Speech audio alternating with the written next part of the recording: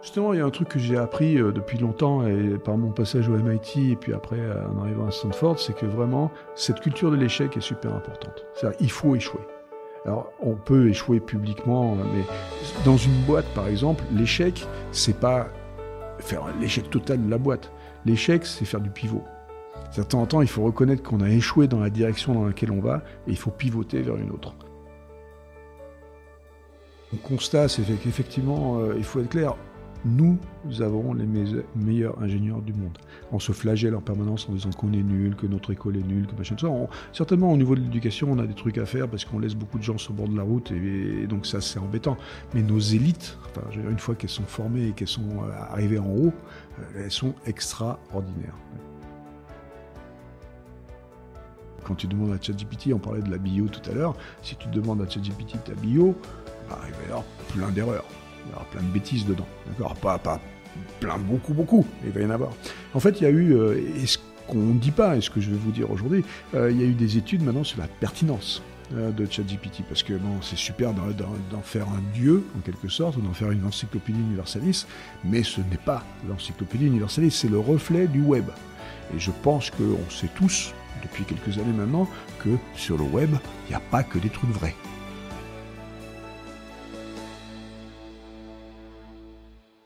Parce que la communauté est clé, parce que l'entraide nous possède, on a décidé de mettre en lumière tous ces visionnaires. Bienvenue dans le podcast Build a City for Good de Daphne. Bonjour à tous, on se retrouve pour un nouvel épisode. Je suis en compagnie de Paul Bazin, investisseur chez Daphne. Hello Paul. Hello Sophie. Et de Luc Julia. Bonjour Luc. Sophie. Alors, Luc, tu as un parcours assez impressionnant, et donc je vais faire un mini résumé et après on rentrera dans le détail pendant l'épisode.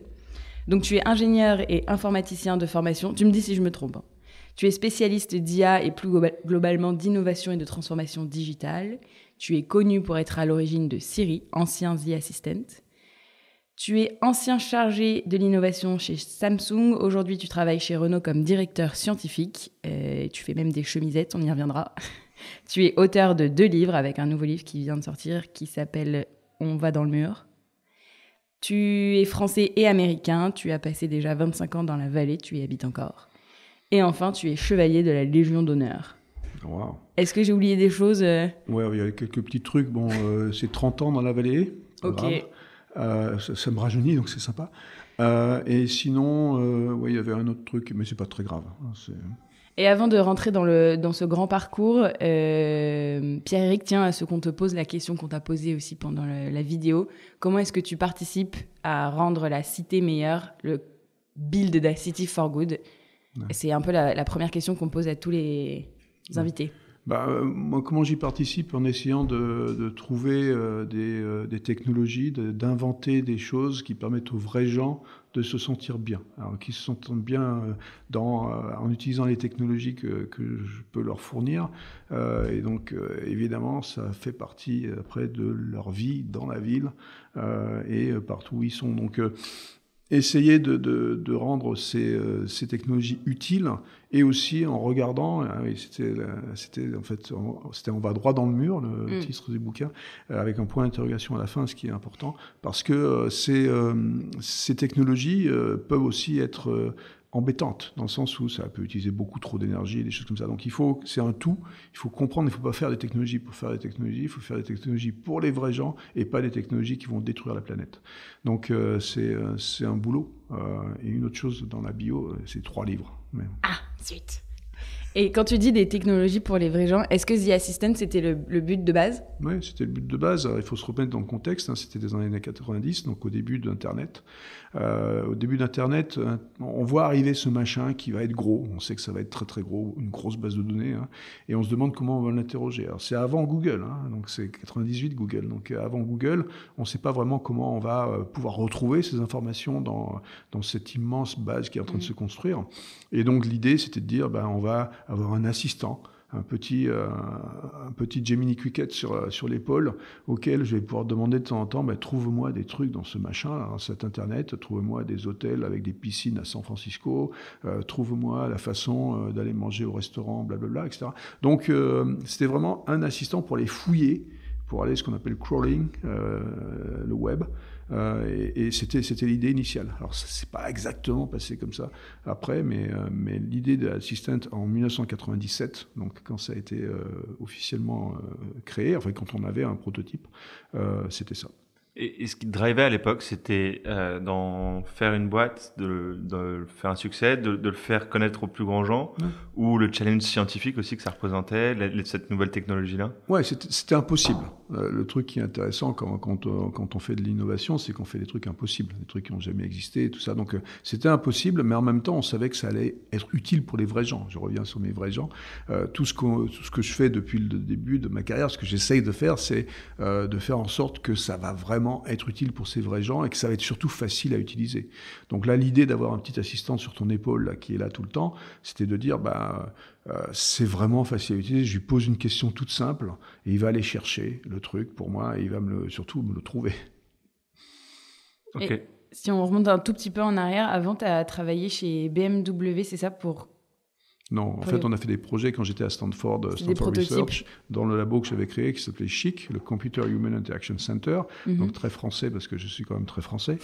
Donc CHIC travaillait effectivement pour des clients privés, parce que le Stanford Research Institute, donc là où j'étais à Stanford, était essentiellement avec des projets militaires, et moi, en tant que franco-américain, je n'avais pas le droit de faire des projets militaires, parce que j'ai pas les secrets défense, blabla, etc. Et donc, du coup, il fallait que je fasse des projets qui étaient civils. Et en l'occurrence, on a fait avec BMW la première voiture connectée en 1995. Une voiture connectée, tu as fait aussi des réfrigérateurs connectés. Le premier, il faut le dire, on avait une compétition importante avec le MIT, dans lequel j'étais quelques années avant. Et donc, on se battait avec le MIT pour faire le premier frigo connecté. Et on a fait le premier frigo connecté. Est-ce que c'est vrai que tu as fait un robot pour faire ton lit? Alors ça, c'était bien avant. Par contre, c'était quand j'avais 9 ans. Donc effectivement, il faut comprendre déjà, les générations d'aujourd'hui ne comprennent pas que faire le lit, c'est compliqué, parce qu'aujourd'hui, ils ont une couette, ils vont... Et c'est fini, quoi. Le lit, à l'époque, c'était des draps, plusieurs couches, des couvertures, machin, il fallait que ce soit carré. Et donc, j'ai fait un robot quand j'avais 9 ans. Bon, le robot, il n'a jamais marché, il a déchiré beaucoup de draps. Ma mère était furieuse, mais j'ai passé des centaines d'heures, donc j'aurais pu faire 20 000 fois mon lit, je pense, pendant que j'ai fait ce robot. Mais c'était super chouette, parce que il était assez rigolo à la fin, et je regrette une chose, c'est que j'ai pas de photo de ce truc-là. Moi, quand j'en parle, j'ai la photo dans la tête, là, je revois évidemment, mais j'ai pas de photo de ce robot, et je suis très triste en fait, parce que il était magnifique. Et aujourd'hui, c'est toi qui fais ton lit? Aujourd'hui, je fais comme tout le monde, j'ai une couette et je fais tout. Et on peut ressauter à l'époque où tu as créé Siri, et ce moment avec Apple, peut-être, le rachat. Alors d'abord, j'ai pas créé tout seul, on était deux au départ sur le premier brevet avec Adam Chire, donc mon pote de la vallée. Donc on est arrivés ensemble au SRI en 94. Et donc on a travaillé sur ce machin-là et on a écrit le premier brevet et à nos deux noms dessus. Et ça, c'était, comme j'ai dit, en 97. Donc, on a commencé à travailler en fait en 94 dessus, mais le brevet date de 97. Et Apple, Steve Jobs n'a vu ça qu'en 2009. Donc, il est acheté en 2010 et sorti en 2011. Donc 14 ans après le brevet. D'accord ? Donc ça prouve déjà une certaine résilience, on va dire, dans l'attente, une certaine patience. Mais ce qui était intéressant ici, c'est que nous, on avait cette idée donc de cet assistant qui allait chercher sur Internet. Et Jobs, quand il a vu le machin en 2009, il a tout de suite, évidemment, il venait de sortir, 2 ans avant, il venait de sortir le iPhone, et c'est lui vraiment qui a eu la vision de mettre ce truc-là dans le téléphone. Et ça avait du sens complètement. Maintenant, aujourd'hui, c'est évident, étant donné que le téléphone, on pouvait lui parler, évidemment, parce que c'est un machin avec un micro, et donc parler au téléphone au lieu de parler à quelqu'un à travers le téléphone, c'était un truc intéressant, et c'est lui qui a eu cette vision-là. Il a dit, il faut absolument que je mette ce machin dans mes iPhones, et donc c'est sorti dans l'iPhone 4S en 2011. Et c'était une bonne idée. La seule différence et la frustration qu'on a eue avec Adam, d'ailleurs on n'est pas resté longtemps chez Apple, la frustration qu'on a eue, c'est que la version qu'on avait en 97 avait à peu près 35 fonctionnalités. Donc ça veut dire quoi, des fonctionnalités? Ça pouvait adresser 35 domaines, les restaurants, les hôtels, les machins. Enfin, c'était quand même assez particulier, hein, donc il fallait chercher des informations dans ces différents domaines, faire aussi les adresses, enfin comment, address book, les pages contacts, les choses comme ça. Donc ça faisait pas mal de choses. Et donc quand c'est sorti en 2011, ça faisait que 4 choses.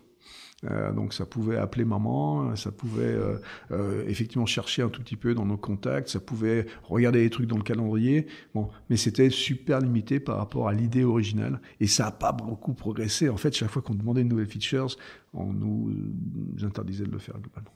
Et la techno Siri est vraiment basée sur le brevet que vous avez publié en 97. Tout à fait. Il n'y a pas eu, on aurait pu embedder cette techno-là en 98 dans un ordinateur, ça aurait fonctionné pareil. Il n'y avait pas eu, en 14 ans, il n'y a pas eu d'avancée majeure technologique de speech to text ou autre.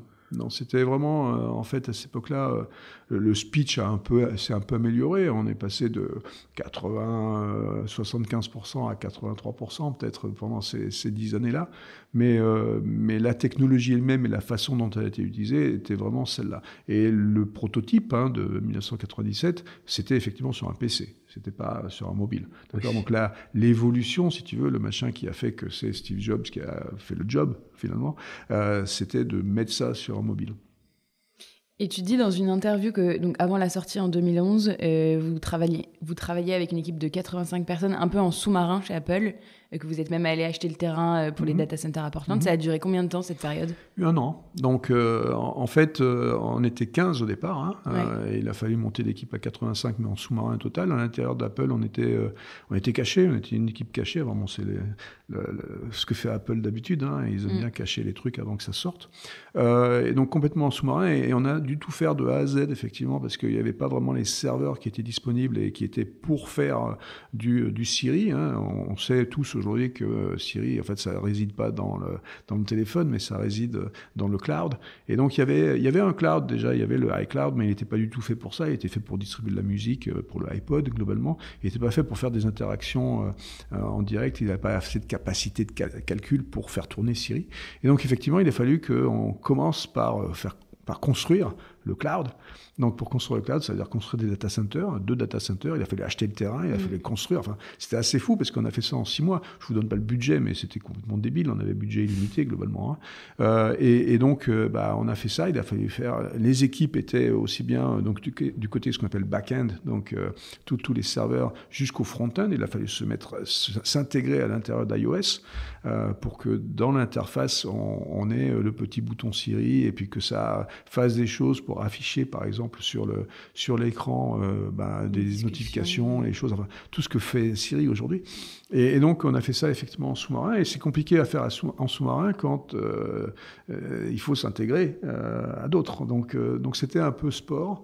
Et en plus de ça, il fallait effectivement grossir l'équipe parce qu'on savait qu'on allait être confronté à des millions d'utilisateurs. Dans la petite boîte qui était avant, sur laquelle on travaillait et sur laquelle Adam travaillait, en fait, à l'époque, il y avait 120 000 utilisateurs. Donc, passer de 120 000 utilisateurs, les serveurs n'étaient pas les mêmes, etc. Donc, il a fallu faire beaucoup plus gros parce que le jour 2, donc en octobre 2011, en 6 mois, on est passé à 300 millions d'utilisateurs. Donc c'est un peu plus. Pas la même échelle. C'est pas la même échelle. C'était super. C'était évidemment dans ma philosophie de faire des trucs pour les vrais gens. C'était sympa. Alors on a vu que l'utilisation n'était pas exactement non plus ce qu'on avait imaginé, mais c'est aussi parce que les domaines, comme j'ai dit avant, ça a été super limité. Le temps passe et tu quittes Apple. La raison est le décès de Steve Jobs. Ouais, Steve Jobs était le visionnaire de ce machin-là.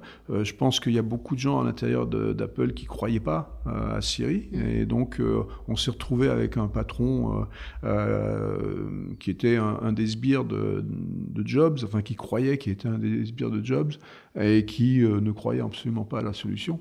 Et donc, c'était très compliqué. Chaque fois, comme j'ai dit tout à l'heure, chaque fois qu'on voulait rajouter une feature, c'était des discussions sans fin. Et donc, à la fin, nous, franchement, on n'avait pas besoin. Donc, on s'est bien amusé. On a le truc qui est arrivé comme on voulait. 300 millions d'utilisateurs, 500 millions d'utilisateurs après 1 an. Bon, on a dit, c'est bon, on peut faire autre chose. Et donc, c'est là que tu... Vas-y. Non, mais on peut faire autre chose, et puis on peut partir chez le concurrent. C'était pas vraiment une volonté de partir chez le concurrent. En même temps, c'était amusant. Donc moi, je suis là pour m'amuser quand même, globalement, en général. Donc c'était amusant, mais je suis parti chez le concurrent sans y faire la même chose. Parce que j'ai deux passions dans la vie. C'est non seulement l'IA et effectivement la reconnaissance de la parole, les interfaces homme-machine, mais c'est aussi les objets connectés. Et le truc qui se passait, là, on est maintenant en 2011-2012... on commençait beaucoup à parler d'IoT, Internet of Things, donc les choses qui allaient se connecter à Internet. Chez moi, j'ai une maison connectée depuis 1999, donc évidemment, c'est le genre de truc qui m'amuse. Et pour moi, c'est la même chose que l'intelligence artificielle, parce que vos objets connectés qui font quelque chose pour vous, c'est comme la machine qui fait le lit. Il faut qu'ils soient assez intelligents pour pouvoir communiquer avec vous. Et donc, je me suis demandé à l'époque, qu'est-ce qui va faire que cette Internet of Things va marcher ? Et la chose évidente, c'était, regardons la compagnie qui fait le plus d'objets. Et la compagnie qui faisait le plus d'objets, c'était Samsung. 1 milliard d'objets par an, ils vendaient. Et ils n'étaient pas connectés. Il y avait les téléphones, mais tout le reste, c'était pas connecté. Les aspirateurs, les frigos, les machins, tout ça. J'ai dit, mais c'est complètement idiot. Donc, je leur ai proposé. Il se trouve que je connaissais le président, parce que quand on est chez Apple, on connaît tout le monde. Parce que c'est des concurrents, mais c'est aussi 75% des composants du iPhone, c'est Samsung. Donc, à l'époque, au moins. Donc, je connaissais le président. Je lui ai dit, là, je vais être bientôt disponible. J'aimerais bien venir pour regarder un peu comment on pourrait créer le cloud de Samsung, en fait. Et le gars, il a signé tout de suite. Et voilà, donc je suis parti, mais pour faire vraiment ces objets connectés, pour créer le cloud. Et au bout alors ça a duré un peu plus de temps que ce que j'avais prévu, mais au bout de 5 ans, on avait créé ce cloud de Samsung dans lequel on a maintenant des milliards d'objets connectés. Donc là, c'est encore une autre échelle. Et c'est pour ça que c'est marrant, parce qu'on touche encore plus de gens. C'est toujours moi, j'ai toujours la même philosophie, c'est toucher les gens, quoi. Et une fois le cloud créé, job is done, tu continues ta route ? Non, je suis parti. Ouais. Donc, en fait, je suis parti, mais pas longtemps, parce que je suis parti pour écrire un livre, pour écrire le premier livre sur l'IA que j'ai créé. Donc, celui que j'ai écrit, c'est celui qui s'appelle « L'intelligence artificielle n'existe pas », parce que là, maintenant, on est en 2017, à peu près, 2018, et donc, j'en peux plus d'entendre ce que j'entends sur l'IA, parce que c'est du grand n'importe quoi. Les gens disent n'importe quoi, comme on dit aujourd'hui. C'est pour ça mon livre, d'ailleurs, il est réimprimé en ce moment, parce que c'est exactement le même discours. Et donc, on dit n'importe quoi. Donc, j'essaye avec un titre un peu provocateur, l'intelligence artificielle n'existe pas. J'essaie d'expliquer ce que c'est pas. Et donc j'étais parti de Samsung pour écrire ce bouquin. Et donc j'ai pris un peu de temps, je l'ai écrit et tout ça. Et puis il y avait le président de Samsung, celui qui m'avait embauché au départ, qui m'appelait régulièrement pour me demander si je voulais revenir. Et je lui ai donné une condition en fait pour revenir. Je lui ai dit, je reviens si on ouvre un centre intéressant à Paris. Pour bénéficier des ingénieurs français que je trouve absolument extraordinaires, mais aussi pour faire bénéficier à Samsung de ces ingénieurs, que je pensais être une bonne idée. Et donc, après pas mal de discussions, il a accepté. On a fait l'opening de ce truc ici, là, pas loin en fait de vos bureaux, au bout de la rue, et avec Macron, etc. Donc c'était super. Le président de Samsung était content et moi j'étais content d'ouvrir un truc en France. Donc il y a eu ce petit gap pour ça. J'ai profité, et ça c'est un scoop que je vais vous donner, pour faire aussi une petite escapade chez Amazon. Parce que j'étais curieux de savoir comment ça était et comment ça se passait. Alors, je dois dire que je suis pas resté longtemps, parce que je suis resté 6 semaines. Mais le stage découverte. Un stage découverte, exactement. C'est mon stage de 3e. Mais c'était absolument fabuleux, en fait. Ce qui était marrant, c'est que il y a une certaine philosophie que j'ai gardée de ces 6 semaines. Donc, par exemple, la façon dont on présente les produits, c'est pas un secret. Et ils font ce qu'ils appellent écrire la fiche de produit. Enfin, la publicité, tu l'écris avant de demander si tu vas faire le produit. Donc c'est vraiment, il faut être visionnaire sur la façon dont ça va être utilisé par les vrais gens. Et ça, je trouve ça super intéressant. Donc cette partie-là, c'était super, mais tout le reste, c'est une boîte de débiles. Enfin, je veux dire, c'est une boîte de débiles mentaux, quoi. Je crois que c'est les mails que t'as pas trop appréciés, non ? Oui, il y a des trucs. Enfin, il y a plein de trucs que j'ai moyen apprécier. Mais en tout cas, bon, c'était pour moi super intéressant. Mais ce que j'ai le moins apprécié, on est quand même dans la Silicon Valley, là, c'est la seule boîte dans la Silicon Valley. Tu dis qu'ils sont radins. Il faut que tu payes ton lunch. si tu veux. Alors bon, à Apple, on avait la cantine de la mort, c'est-à-dire que c'était le truc, quand tu vas dans la cantine d'Apple, après tu pleures quand tu vas n'importe où, parce que c'est assez incroyable. La cantine de Samsung était pas mal, mais alors là, quand il faut que je paye pour de la merde, parce qu'il faut bien dire ce que c'était de la merde, bon voilà, ça. Puis en plus, il fallait que je paye aussi pour charger ma voiture. Non, ça, bon, c'est les deux trucs qui n'existent pas dans la vallée, tu vois. Donc, mais donc, la conclusion de ça, c'était que Amazon était une compagnie qui est très intéressante dans la façon dont ils traitent et dont ils font des choses pour leurs clients, parce qu'ils font tout pour leurs clients, mais ils font rien pour leurs employés. Et ça, c'est un peu triste, en fait, parce que dans la Silicon Valley, tu ne peux pas te permettre de faire ça. Et les gens qui étaient tenus, et là, bon, c'est la fin du scoop, on va dire, les gens qui étaient tenus, qui restaient, c'était parce qu'ils étaient vraiment obligés. C'est en général des Indiens qui n'avaient pas leur visa qui allait bien, et donc ils étaient obligés de rester dans la boîte s'ils voulaient rester dans la vallée. Et ça, c'est vraiment dégueulasse. Mais bon, c'était comme ça. Mais c'était cette petite escapade qui m'a quand même appris plein de choses. Et c'est quoi le perks le plus fou qu'on t'ait proposé ? Le quoi ? Le perk ? Le perk. Oh, je sais pas, mais il y en a des débiles, quoi. Il y a des trucs incroyables. Le plus fou, oui, il y en a un là, je me rappelle plus, mais j'ai fait la liste une fois de tous les perks qu'on m'avait proposés, mais c'était fou. Enfin bon, il y a les trucs classiques, donc comme on a dit, les repas midi, matin et soir, hein, matin, midi et soir. Il y a les trucs où tu amènes ton linge, ton sac de linge le matin, tu repars le soir, c'est tout lavé, repassé. Ça c'est pas mal, ça. Là. Ça c'est pas mal. Hein. Surtout quand t'es des petites choses en place chez Daphné, je pense. Quand t'es single, là, quand t'es célibataire, c'est assez sympa ça. Et puis après, non, il y a plein de trucs. Il y en a un qui était vraiment débile. Je l'ai écrit, mais je me rappelle plus là tout de suite. Mais j'ai écrit dans un article que j'ai écrit dans Challenge. J'ai écrit une petite tribune et j'avais listé tous les perks les plus débiles, mais vraiment des trucs incroyables. Il y en a un une fois il y en a qui m'ont proposé une fois par an de partir en vacances avec toute la famille dans la destination de mon choix. Donc ça, c'était un des perks pour m'attirer pour le truc. Donc enfin, bon, il y a des trucs fous. Bon, maintenant, ça s'est calmé un peu, hein, ces temps-ci. Je dois dire que... Ouais, ça fait 18 mois qu'on en voit un peu moins. Voilà. Donc là, depuis mars 22, en fait, depuis un peu plus d'un an, c'est un peu plus compliqué dans la vallée. Hein, 300 000 emplois qui ont été détruits. Mais en même temps, comme je dis souvent, c'est la meilleure chose qui puisse arriver à la vallée, parce que c'est toujours ce qui arrive à la vallée, régulièrement, tous les 7-10 ans. Il y a une grosse vague de licenciements. Et bon, ceux qui sont licenciés, il faut être clair quand même, ils ne sont pas malheureux. Hein.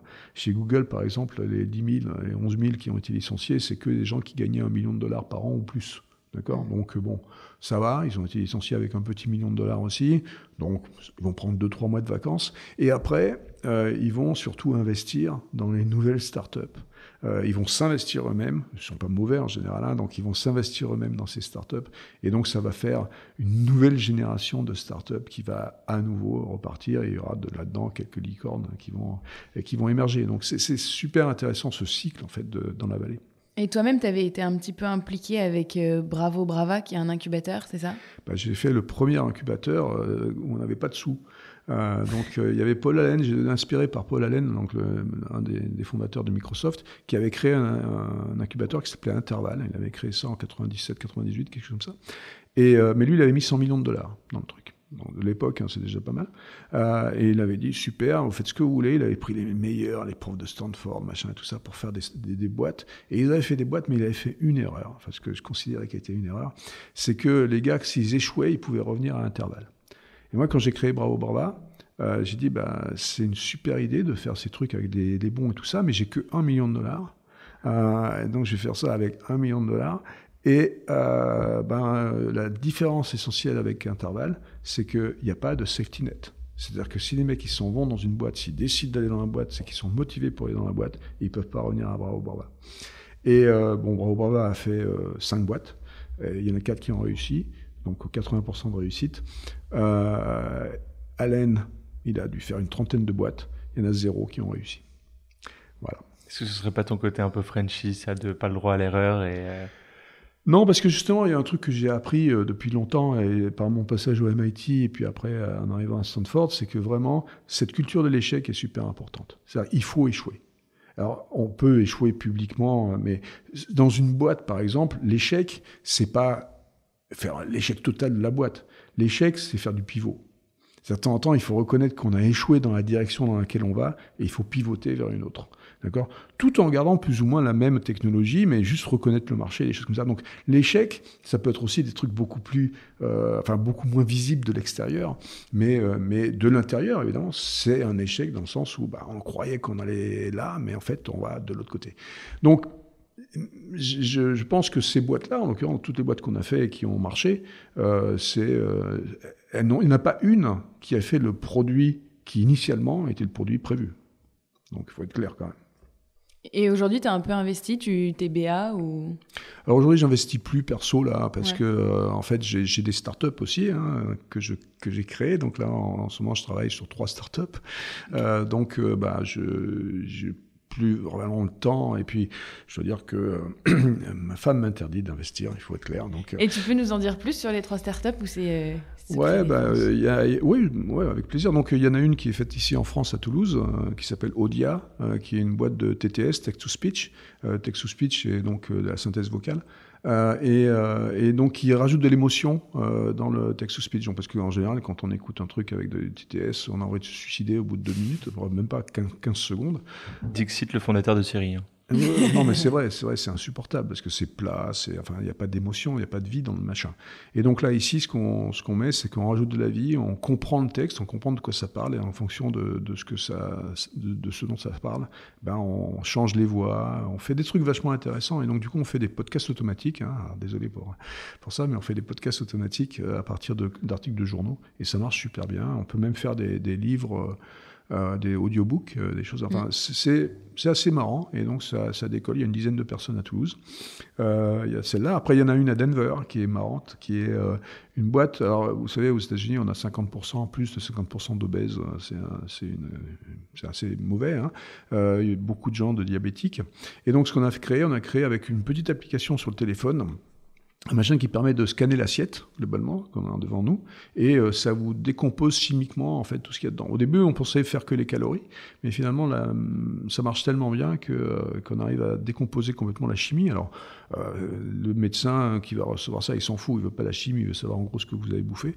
Et ça marche super bien. Alors, c'est du B2H, comme je dis, donc c'est du business to hospital, donc c'est vraiment pour les hôpitaux. Et donc, c'est pour les cas assez graves, des gens qui doivent vraiment adhérer à un traitement ou adhérer à un régime. Et là, ça les oblige un peu. Et ça marche assez bien. On est en trial là, dans 2 hôpitaux à Denver. Donc ça, c'est sympa. Ça, c'est un truc qui est pour le bien de l'humanité, encore une fois. C'est parce que c'est quand même l'obésité est un problème énorme, c'est qu'à le dire, aux États-Unis. Et puis la troisième et dernière, et c'est la toute petite dernière là, c'est dans le contexte de la suppression des cookies et de tout ce qui est embêtant aussi avec les clics qu'on fait pour la privacy là, on essaye de faire en sorte que la publicité qui va être proposée aux gens soit non seulement pertinente, mais en plus leur apporte des sous. Donc on fait un partage un peu différent de ce qui a été fait jusque-là. C'est-à-dire que quand une publicité est achetée sur le net, son prix est partagé avec les gens qui la regardent. Alors ça semble un peu bizarre comme ça. C'est toute une petite technologie qui est faite, qui marche assez bien et qu'on va présenter en fait la semaine prochaine, donc le 14 juillet. On va commencer à montrer ça. Donc c'est assez nouveau et je pense que ça va avoir un petit succès parce que on dit souvent c'est moi le produit. Si c'est moi le produit, maintenant je vais au moins un peu ramasser dessous quoi. Donc 3 projets finalement qui touchent encore une fois un maximum de gens. Ouais, les gens. Le but du jeu, c'est de faire en sorte que les vrais gens en bénéficient de ces technologies. Donc, qu'ils soient le plus transparentes possible et qu'ils en bénéficient le plus possible. On a retracé un peu ton parcours. Alors, peut-être une dernière question sur ce qui t'a fait arriver dans un grand groupe français qui a à peu près rien à voir avec la Silicon Valley et les startups. Ouais. J'ai fait 10 ans de recherche, 10 ans de start-up, 10 ans de grosses boîtes dans la vallée. Donc, après 30 ans là-bas, je me suis dit, mais qu'est-ce que je vais faire ? Donc, je pourrais faire du conseil, je pourrais faire du VC, je pourrais faire des trucs comme ça. Donc, pour les prochaines 10 années, qu'est-ce que ça va être ? Et puis je me suis dit, j'ai quand même été formé en France, j'ai bénéficié des écoles, de l'éducation française et tout ça. Et puis j'ai amené 2-3 groupes ici, j'ai fait 2-3 startups en France et tout ça, mais je veux faire quelque chose de mieux pour la France. Alors c'est un peu grandiose et peut-être un peu stupide, mais voilà, je me suis dit, la France m'a donné la Légion d'honneur, ils m'ont donné plein de trucs, donc je vais rendre quelque chose à la France. Voilà, c'était l'idée. Et donc j'ai regardé un peu les trucs, je me suis dit, dans mon imaginaire, l'industrie française est un peu fatiguée, mais dans mon imaginaire, c'était chouette il y a 30, 40, 50 ans. Et quel est le groupe qui est peut-être en difficulté, qui a besoin de technologie. J'ai eu l'opportunité de rencontrer Luca De Meo, donc, qui était nouvellement CEO PDG de Renault. Il venait d'arriver. Il avait un discours qui disait je veux faire de Renault une boîte tech. On s'est rencontrés, ça a cliqué rapidement. Et j'ai dit, je vais venir t'aider. Donc, Renault est une boîte intéressante parce que justement, je pense qu'on peut rajouter beaucoup de technologies, pas seulement dans les voitures, mais aussi dans la façon dont on fait les voitures, dans la façon dont on les fabrique, dont on les conçoit. Donc, que ce soit au niveau du design, au niveau des usines, dans plein d'endroits, on peut injecter de la technologie qui fait que les gens qui travaillent déjà en bénéficient. Encore une fois, l'idée, c'est que ça leur fasse quelque chose, ça fasse quelque chose de mieux pour eux. Et puis après, dans les voitures elles-mêmes, là, c'est plus compliqué parce que les cycles de développement sont plus longs. Mais dans les voitures elles-mêmes, on peut certainement rajouter de la technologie. On voit, tout le monde parle de Tesla tout le temps et compare avec Tesla. Les centenaires, c'est pas que ce soit Ford, Fiat, pas seulement Renault, tous les constructeurs automobiles centenaires, c'est vrai que ils ont l'air un peu dépassés par rapport à ceux qui viennent de la Silicon Valley. Il y en a 3 connus dans la Silicon Valley, Tesla, Lucid, Rivian. Mais en fait, on n'est pas forcément dépassé, donc on peut certainement amener quelque chose. Et c'est pour ça que j'ai choisi d'aller chez Renault. Et justement, et avant de parler peut-être du sujet chaud du moment et de revenir sur ta punchline de l'intelligence artificielle n'existe pas appliquée au LLM, tu as fait la recherche en France aux US, tu es passé côté tech aux US. Là, tu travailles dans l'innovation en France. Est-ce que tu as un peu un retour sur les différences des écosystèmes entre France ou Europe et États-Unis? Et surtout parce que tu dis que les ingénieurs français sont très bons. Comment on fait pour sortir la techno des labos et en faire des boîtes? C'est compliqué. Alors, je suis pas, moi, j'ai pas la réponse à toutes les questions. Mais mon constat, c'est qu'effectivement, il faut être clair. Nous avons les meilleurs ingénieurs du monde. On se flagelle en permanence en disant qu'on est nul, que notre école est nulle, que machin de ça. Certainement, au niveau de l'éducation, on a des trucs à faire parce qu'on laisse beaucoup de gens sur le bord de la route et donc ça, c'est embêtant. Mais nos élites, une fois qu'elles sont formées et qu'elles sont arrivées en haut, elles sont extraordinaires. D'accord ? Donc, on a les meilleurs ingénieurs du monde. J'ai aucun problème à dire ça. Et j'ai des preuves, parce que dans la Silicon Valley, il y a 55 000 Français. Et quand on regarde les 55 000 Français dans la Silicon Valley, la plupart des chefs d'IA, par exemple, dans les grands groupes, Google, Facebook, Netflix, vous prenez n'importe quoi, ils sont français. D'accord ? Donc, arrêtons de nous flageller un peu, donc arrêtons de se râler tout le temps, parce que moi, quand on revient ici à chaque fois, c'est ce que je vois, ça m'horripile de voir, on se flagelle et on se dénigre, alors qu'on est extraordinaire. Bon, donc ça, déjà, c'est un point. Maintenant, les différences, effectivement, il y en a. Et donc, le fait que les Américains, par exemple, vont monter sur la table pour dire n'importe quoi, CF, Musk, Zuckerberg, etc. Nous, on ne fait pas ça. On est timide, on est trop timide. Alors, je ne dis pas qu'il faut mentir, comme eux, ils font. Mais il faut quand même, des fois, dire qu'on est les meilleurs, d'accord, le faire, monter sur la table, le clamer, d'accord. Donc ça, c'est la différence. C'est dans l'éducation aussi. Alors, les gamins, au départ, on les fait monter sur la table, littéralement, pour qu'ils disent des trucs et ils sont complètement inhibés dans leur communication. Mais il y a cette culture de l'échec qui est très important. Et on parlait tout à l'heure de l'échec à l'intérieur d'une compagnie, et donc du pivot. Mais cette culture de l'échec est très importante parce que l'échec, ce n'est pas un échec. Enfin, c'est idiot ce que je suis en train de dire, mais l'échec, c'est de l'apprentissage. C'est-à-dire qu'on considère, quand on échoue, qu'on a appris un truc. Et d'ailleurs, les VC, là-bas, quand ils vont vous regarder, ils vont dire, est-ce que toi, tu as merdé déjà avant ? Parce que si tu as merdé, peut-être que tu as appris un truc et peut-être que là, je vais plus te faire confiance. Alors, ça ne veut pas dire qu'il faut merder tout le temps. Hein. Il faut de temps en temps, il faut quand même avoir des réussites.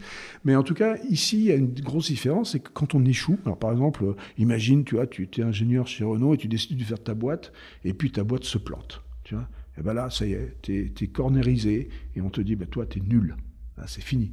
Et ça, c'est une grosse différence avec là-bas, c'est que là-bas, on rebondit. On n'a pas le choix, en fait. On est obligé de rebondir parce qu'on n'a pas tous les filets sociaux que vous avez, vous, d'accord, qui sont le chômage, la retraite, on n'a pas le choix. Donc, du coup, ces rebonds se font à peu près automatiquement et comme on est obligé, on fait, quoi. Et donc, l'échec, du coup, est beaucoup plus considéré qu'ici et je pense que ça, c'est un truc qu'il faut qu'on apprenne parce que, encore une fois, on est les meilleurs. Magnifique, on aime l'entendre, maintenant il faut le valoriser.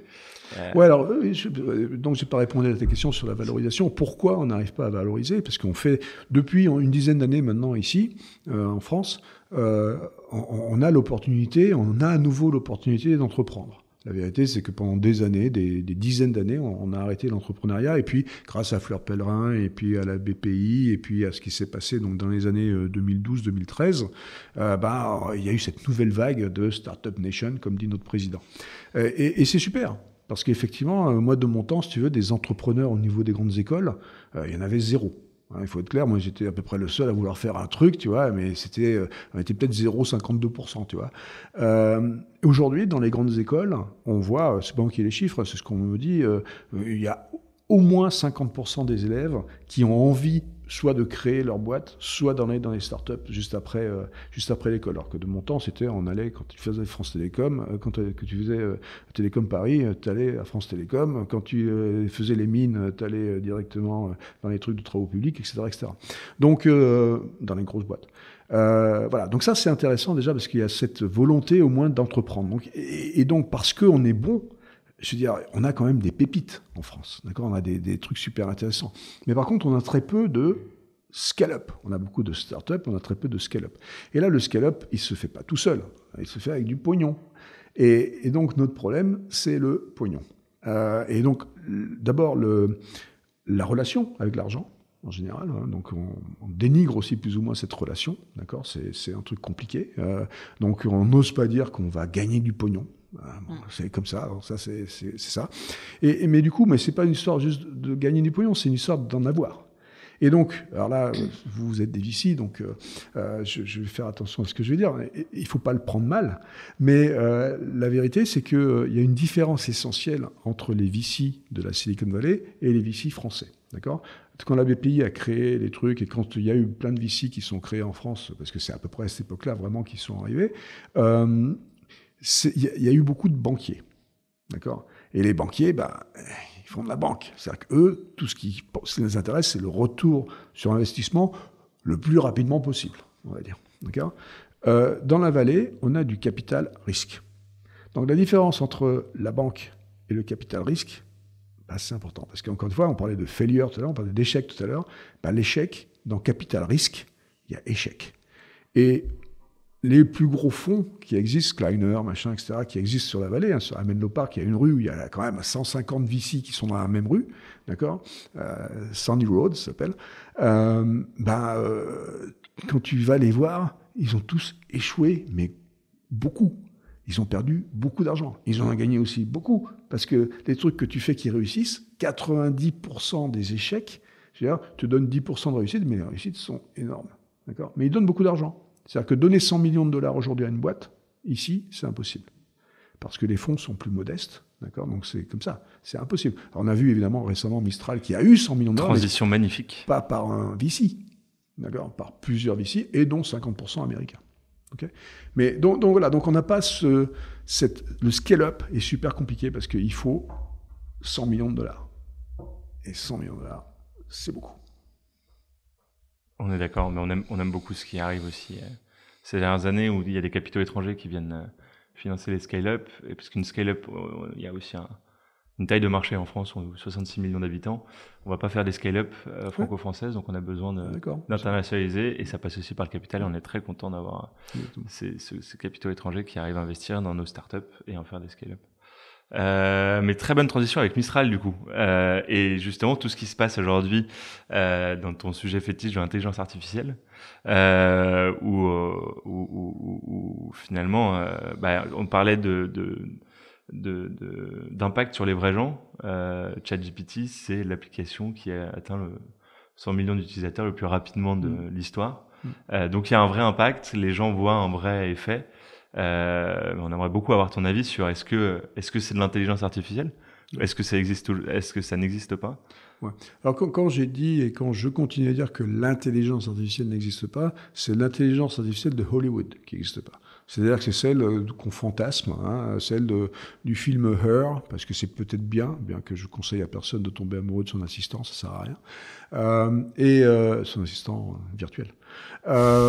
Et donc et aussi les films comme Terminator qui font peur. D'accord. Donc cette intelligence artificielle-là, elle n'existe pas et elle n'existera jamais. D'accord. Donc par contre, il y a plein d'intelligences artificielles.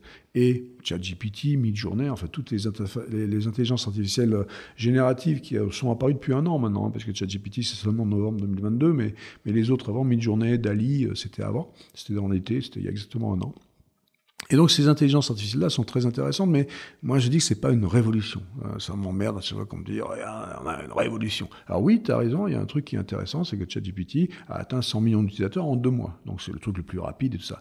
Parce que là, il y a une révolution. La révolution, elle n'est pas dans GPT, elle est dans Chat. Donc c'est le fait qu'on ait eu l'idée, ils aient eu l'idée, alors d'ailleurs c'est pas non plus OpenAI qui a eu l'idée, parce que comme on a dit, avant ça il y avait DALL-E et puis il y avait Midjourney et Stable Diffusion, enfin bon, etc. L'idée essentielle là, pour pouvoir atteindre les utilisateurs, c'est qu'on a donné le chat. Donc on a donné cette fameuse prompt, où je peux maintenant taper en langage naturel ce que je veux, et ça fait des trucs. Et c'est super rigolo, et c'est super bien. Mais le problème, c'est qu'on a quand même donné ça aux gens sans leur expliquer. On leur a expliqué plein de trucs. Par exemple, que ça fait des grosses bêtises. D'accord. Donc, quand tu demandes à ChatGPT, on parlait de la bio tout à l'heure, si tu demandes à ChatGPT ta bio, il va y avoir plein d'erreurs. Il y aura plein de bêtises dedans. D'accord. Pas plein, beaucoup, mais il va y en avoir. En fait, il y a eu, et ce qu'on ne dit pas, et ce que je vais vous dire aujourd'hui, il y a eu des études maintenant sur la pertinence de ChatGPT, parce que bon, c'est super d'en faire un dieu, en quelque sorte, ou d'en faire une encyclopédie universalis, mais ce n'est pas l'encyclopédie universalis, c'est le reflet du web. Et je pense qu'on sait tous, depuis quelques années maintenant, que sur le web, il n'y a pas que des trucs vrais. D'accord. Donc on a découvert ça, je pense. Bon. Et donc du coup, il y a eu une étude par l'université de Hong Kong donc, qui a pris 3-4 mois à faire, donc, parce que c'est quand même long à faire, où ils ont pris des millions de faits vrais, alors je mets des guillemets à vrai, parce que ça dépend toujours, le vrai est subjectif, et donc ils ont pris des millions de faits vrais, et ils les ont fait passer à ChatGPT en demandant à ChatGPT si c'était vrai, d'accord. Et le résultat du papier, de l'étude, c'est un papier qui est assez long, un peu indigeste, mais il donne dans la conclusion le résultat 64%. 64% de pertinence. Ça veut dire quoi? Ça veut dire que 36% du temps, il dit du caca. D'accord? Donc il faut quand même être clair. Mais bon, ceci dit, il faut le savoir. Une fois qu'on le sait, on peut s'amuser un peu avec, on peut comprendre que des fois...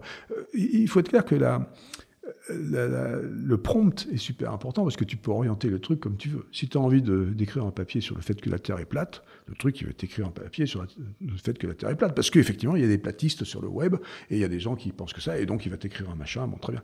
Mais ça va évidemment être faux, d'accord? Mais c'est vrai dans le contexte du web. D'accord. Donc bref, mais ce qui est super important à dire en fait sur ces interfaces, sur ces intelligences artificielles génératives, c'est que contrairement à l'intelligence artificielle classique, enfin celle qui date de 1956, donc ça date pas d'aujourd'hui, on ne s'est pas trompé de nom. D'accord. Autant l'intelligence artificielle, on n'a jamais dû appeler ça comme ça parce que ça n'a rien d'intelligent, d'accord. Ce sont des automates, enfin on peut appeler ça ce qu'on veut, machine learning, c'est très bien, système expert, c'est très bien, enfin tout ça c'était très bien, mais intelligence artificielle, c'est idiot. On n'aurait jamais dû appeler ça comme ça. Mais c'est rien, c'est rentré dans le langage normal, donc du coup on appelle ça IA générative. Et le mot-clé, évidemment là, c'est générative. Et c'est super important que là, par contre, on ne se soit pas trompé de nom. Le nom est excellent. C'est-à-dire qu'on n'a pas appelé ça IA créative. Si on avait appelé ça IA créative, j'aurais eu beaucoup de travail encore pour expliquer aux gens que vraiment ça ne crée pas. Ces intelligences artificielles, elles ne font que générer, elles génèrent ce que je lui demande à travers le prompt. Imaginons que je parle à mi-journée et que je dise « Dessine-moi une vache verte sur la tour Eiffel ».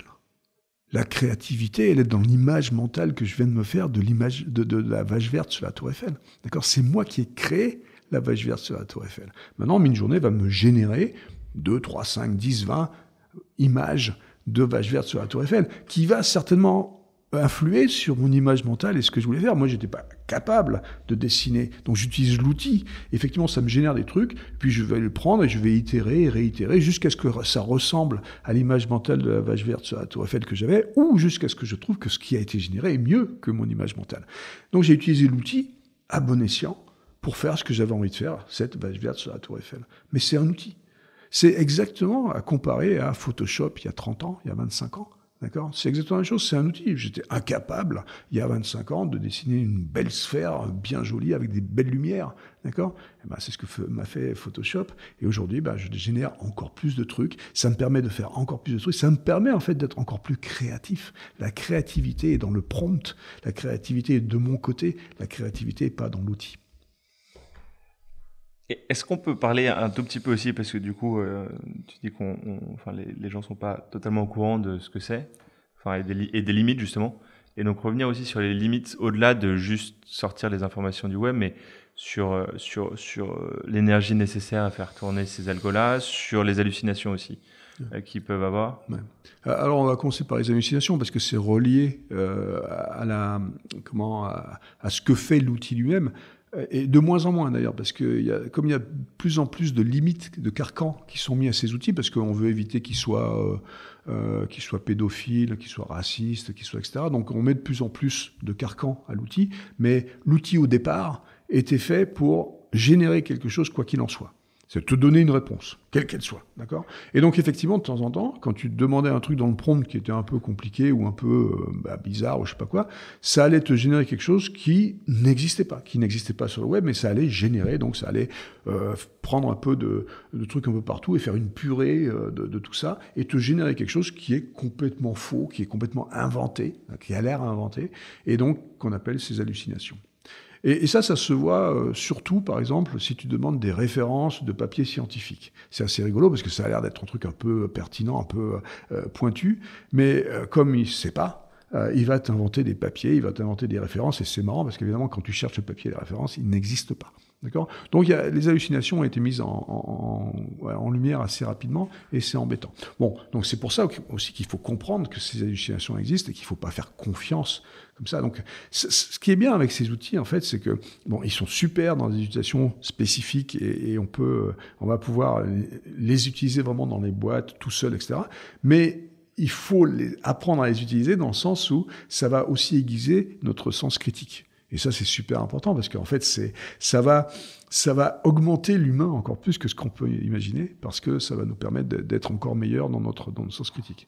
Pour venir maintenant sur l'énergie, c'est que effectivement c'est une évolution. Comme je disais, c'est pas une révolution. Ces trucs-là, c'est une évolution de ce qui se passe depuis 70 ans. Et donc dans les 20 dernières années, on a eu le machine learning, le deep learning, et maintenant donc on a ces IA génératives qui sont globalement les mêmes idées dans le sens où c'est beaucoup de data, c'est des statistiques sur beaucoup de données. Et dans les années 2000, on va dire, au début des années 2000, fin des années 90, quand on faisait du machine learning, on pouvait faire un reconnaisseur de chat avec 100 000 images de chat. D'accord ? 100 000 images de chat, c'est beaucoup, mais à la limite, tu peux toucher, tu vois, tu sais ce que c'est. Après, on a fait du deep learning. Deep learning, il fallait déjà un peu plus de données. On parlait de millions de données. Et c'était quand même beaucoup. Et là, quand on parle de ChatGPT, quand on parle de ces IA génératives, on parle vraiment de milliards de données. D'accord ? ChatGPT, c'est en gros tout Internet. C'est 175 milliards de données. C'est immense, c'est tout. D'accord ? Et donc, plus on met de données dans les ordinateurs, plus les modèles vont être gros, plus on a besoin de CPU, donc de GPU, et donc de ces puces qui consomment énormément d'énergie. Pour créer un modèle comme ChatGPT, il faut des mois, des semaines au moins, où des GPU vont tourner. Ça coûte des millions de dollars en énergie. D'accord ? Et donc, c'est énorme.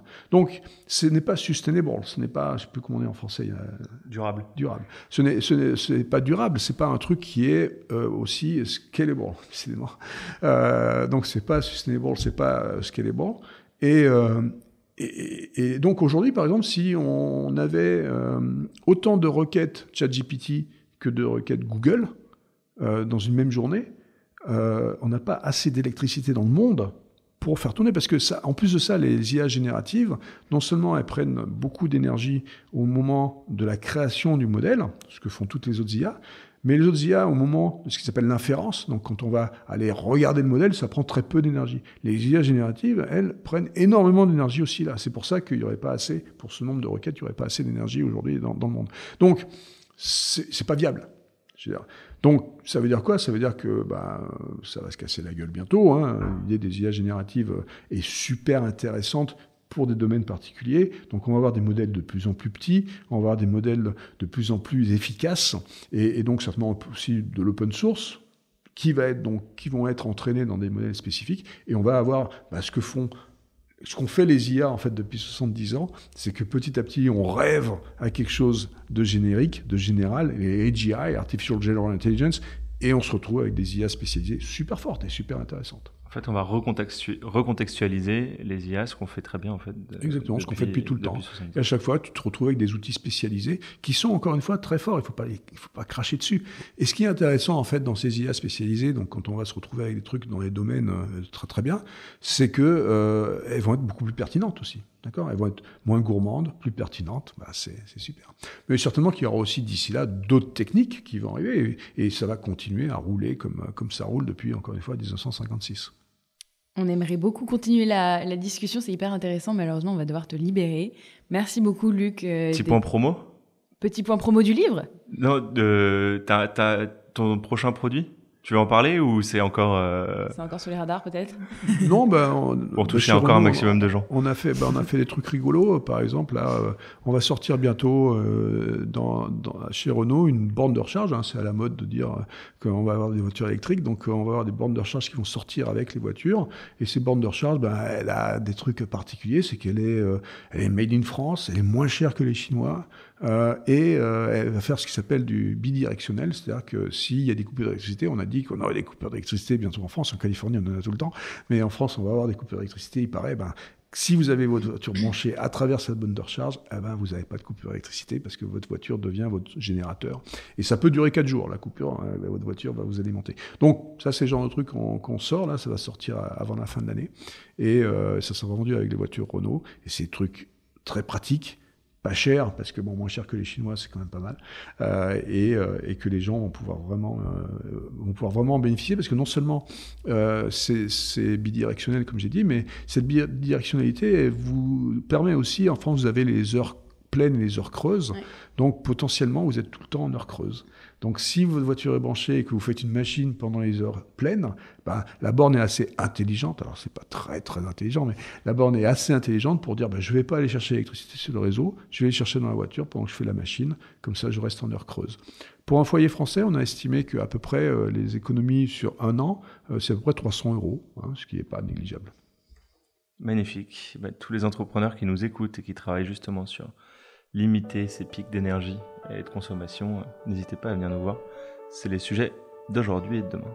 Et autre point promo, alors je peux pas conseiller parce que je l'ai pas encore lu, mais du coup j'invite les auditeurs à le lire. On va droit dans le mur, où tu évoques notamment les conséquences... Point d'interrogation.